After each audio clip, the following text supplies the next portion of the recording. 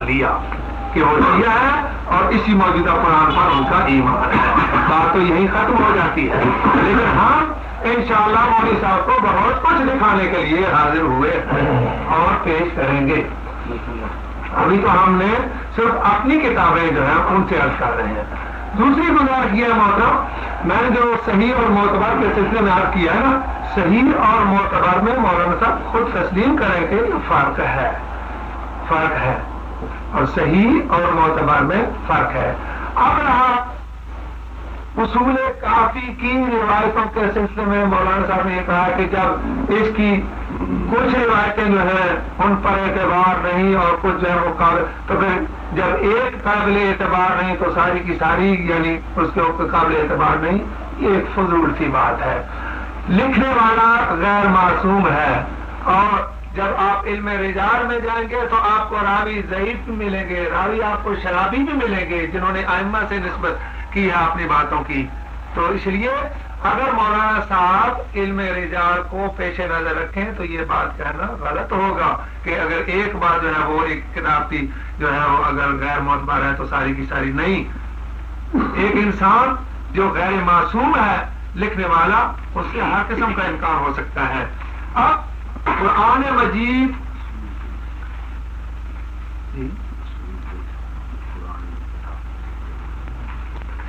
تو اب گزارش یہ ہے کہ قرآن مجید کے خلاف جو بھی حدیث ہوگی اس کو غلط قرار دیا جائے گا. اس لیے کہ یہ ہے ایک اصولی بات. تو اب میں یہ گزارش کرنا چاہتا ہوں کہ مولوی صاحب نے بار بار بار بار بار بار اسی بات پر زور دیا ہے کہ ان شیعہ حضرات کا قرآن مجید پر ایمان نہیں ہے، قرآن مجید کی کمی بیشی کے قائل ہیں، قرآن پر ایمان نہیں ہے. تو میرے خیال میں جی خیر اتنی لمبی مجلس کی ضرورت نہیں ہے. اب ہم تقریباً اب بات کو ختم کریں. اب اپنی کتابوں کا سلسلہ میں بند کرتا ہوں. تو گزارش یہ ہے محترم کہ ہم نے اپنا اعتقادیہ شیخ صدوق سے پیش کر دیا. یہ ہمارا اعتقاد ہے جو ہمیں درسوں میں پڑھایا جاتا ہے. جب ہمیں درسوں میں پڑھایا جاتا ہے تو پھر اس کی طرف کوئی یہ کہنا کہ یہ قائل ہے دوسرے قائل نہیں. جب ہم یہ ہماری درسی کتابیں اور ہمارا شیعہ کا اعتقاد ہے اور ان کو مولوی صاحب تسلیم کر چکے ہیں کہ واقعی ان کا اعتقاد جو اسی قرآن مجید کے متعلق ہے، تو پھر یہ فضول بات ہوئی. تو اب ہم نے اپنا اعتقاد پیش کر دیا. اب مولوی صاحب کا یہ بار بار اصرار جو ہے کہ شیعہ کمی بیشی کے قائل ہیں، شیعہ کمی بیشی کے قائل ہیں، شیعہ کمی بیشی کے قائل ہیں. تو پہلے تو میں یاد کرتا ہوں کہ قرآن مجید کی ترتیب جو ہے وہ صحیح نہیں ہے. اس کے بعد بہت ساری باتیں ہیں لیکن میں یاد کروں گا کہ جب شیعہ حضرات قرآن مجید کی کمی بیشی کے قائل ہوتے ہوئے قرآن پر ان کا ایمان نہیں ہے، تو اب میں یہ صحیح بخاری یہ صحیح مسلم میرے ہاتھ صحیح مسلم کی بات کا انکار نہیں کیا جا سکتا. ہم اصول کافی جو ہے اس کا کسی روایت کا انکار کر سکتے ہیں. تو اب صحیح مسلم بھی دیکھ لیں اور بخاری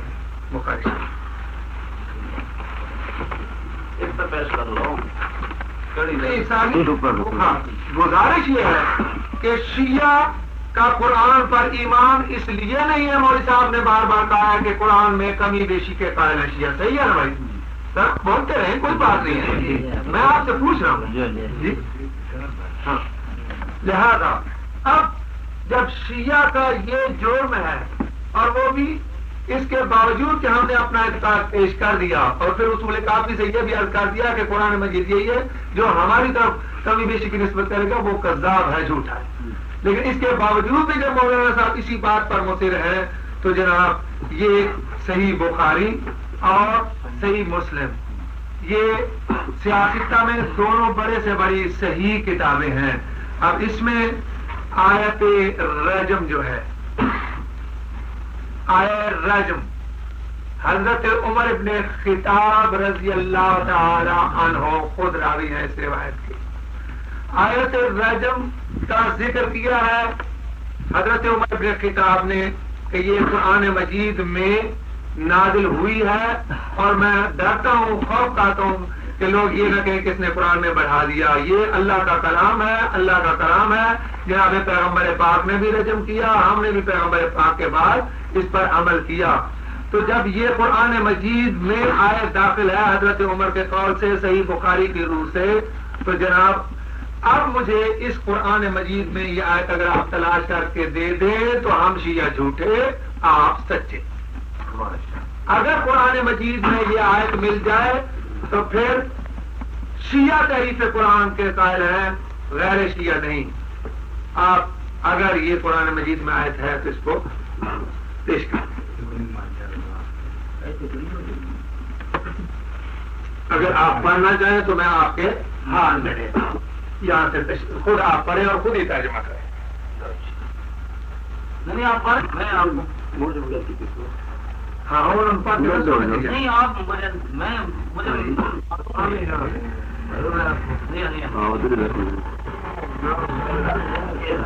آپ اتنا کرتے جائیں کہ بس جلد اور صفحے کا نام لیتے جائیں۔ میں نے تو آپ کے سامنے پیش کر دیا، آپ اس کو نوٹ تو یہی ہوتا ہے نا، آپ جس کتاب کو بخاری لیں اس کا نام لے کر کہتے ہیں فلاں جو فلاں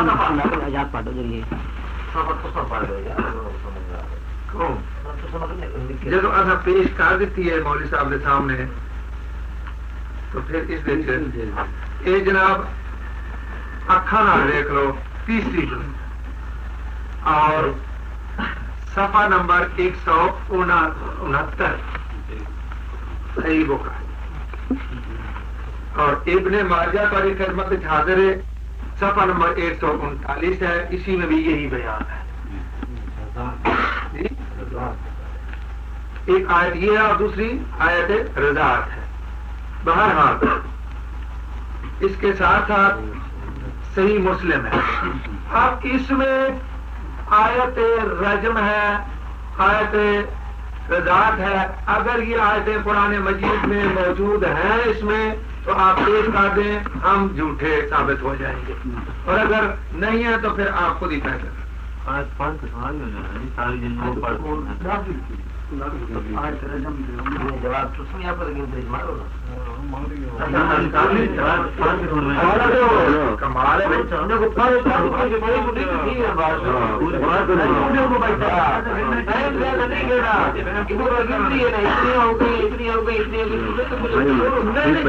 ضرورت نہیں ہے، میں تو آپ کی ہے نا کہ تیسری جلد ہے اور صفحہ نمبر 169 ہے۔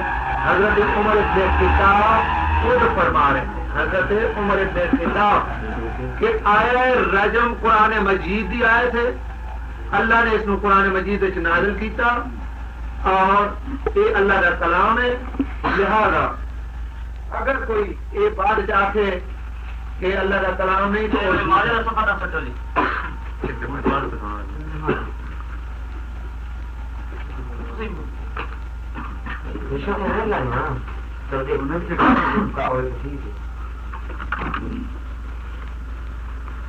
پوری کرو جی، ساری بات پوری ہو گئی ختم۔ آیت کو قرآن مجید سے ثابت کرنا دکھاؤنی ہے۔ نحمدہ و نصلی علی رسولہ الکریم۔